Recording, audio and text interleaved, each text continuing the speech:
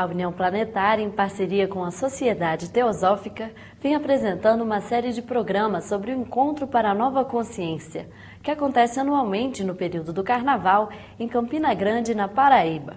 Hoje estaremos apresentando uma interessante abordagem sobre o masculino e o feminino na nova consciência, com Rosemarie Muraro. Em seguida, o iogue professor Hermógenes falará sobre a ética que salvará o mundo.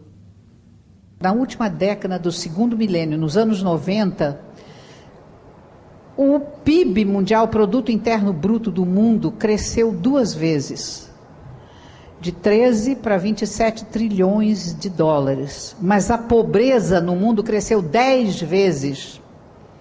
E essa é a pior perversão da espécie humana. O dinheiro do mundo está cada vez na mão de menos pessoas.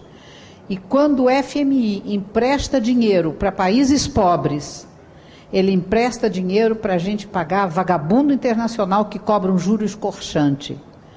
Então eu acho que se a gente não for para outras estruturas políticas, sociais e econômicas, a gente não reverte esse processo de destruição. Quer dizer, o processo de destruição da natureza, ele é causado por um processo de destruição da espécie humana, em que é a única espécie do planeta Terra que luta entre si. É o mais forte que ganha, o outro morre. Ou você mata ou você morre dentro da sua própria espécie. É a única espécie animal que faz isso.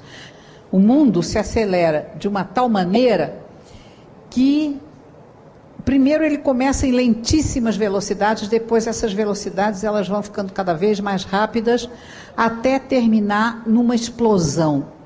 E essa curva é uma curva matemática que todo mundo conhece, ela se chama, quem sabe matemática, ela se chama exponencial, em que as coisas não se somam nem se multiplicam, mas elas viram potência. A última casa da exponencial, conforme a gente vai vivendo ela, na história ela vai sendo cada vez menor e cada vez mais cheia de fatos, mais cheia de velocidade, mais cheia de relevância. Nós já estamos numa velocidade tecnológica que o cérebro humano já não aguenta. Nós começamos, a primeira fase do mundo foi 1,5 milhão de anos, depois virou 400 mil, depois virou 10 mil, foi o mundo agrário, quando começa, eu desenvolvo nesse livro, não vou ter tempo, porque eu quero falar sobre homem e mulher, e isso aqui é fundamental. 10 mil anos, a outra foi 200 anos, e foi a primeira revolução industrial, e a segunda revolução industrial tem apenas 50 anos, ela começou em 1950, e nós já estamos no limite, que é a revolução dos computadores, e nós já estamos no limiar da mais terrível revolução de todos os tempos da humanidade, que é a revolução biotecnológica, do fato de você poder fazer com que o DNA, quer dizer, o ácido de dentro das pessoas, das células das pessoas, o ácido desoxirribonucleico, ele seja transgênico, quer dizer, você possa mexer, fazer uma engenharia genética e transformar o ser humano. Quem tiver dinheiro vai ter gênio, vai ter beleza, vai ter tudo. Quem não tiver dinheiro vai ficar como está. Então, hoje, com o projeto Genoma todo decodificado, a gente vai poder ter 2 humanidades que não se cruzam mais, a dos opressores e a dos oprimidos. É esse o meu grande medo, que o que está por vir, e para esta década, é uma grande transformação na humanidade. A não ser que a gente consiga mudar esse destino da humanidade. Quer dizer, a gente... E conta-se também a anedota do português que dizendo, ora, pois, a anedota mais engraçada é destruir a lei da oferta e da procura. É exatamente isso que precisa.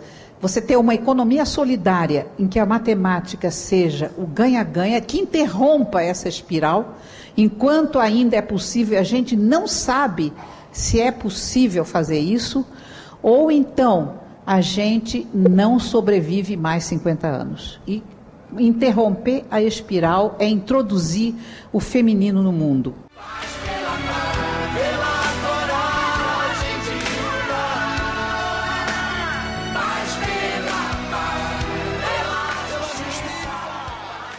A minha proposta é muito ousada. uma ética que salvará o mundo. Vocês não acham que o mundo está doente? Uma enfermidade terrível. Vocês não acham que é uma hora de agonia para a humanidade? Por quê? O que é que está faltando que gerou todo esse sofrimento? Eu encontro resposta. Falta de ética. Nós vivemos sem ética. Basta que volte a ética, o mundo terá solução. Nós temos uma carência de ética. Por quê? Porque predomina o egoísmo. O ego, no meu caso, chama-se Hermógenes, né? O ego pessoal. Vocês todos são egos. Quando a gente perde a noção do que realmente nós somos, que nós somos o Ser Supremo, um só.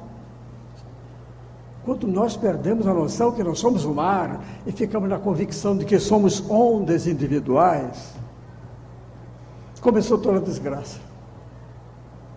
Porque sendo eu um ego, um fulano de tal, eu gosto de algumas coisas do mundo, outras eu detesto.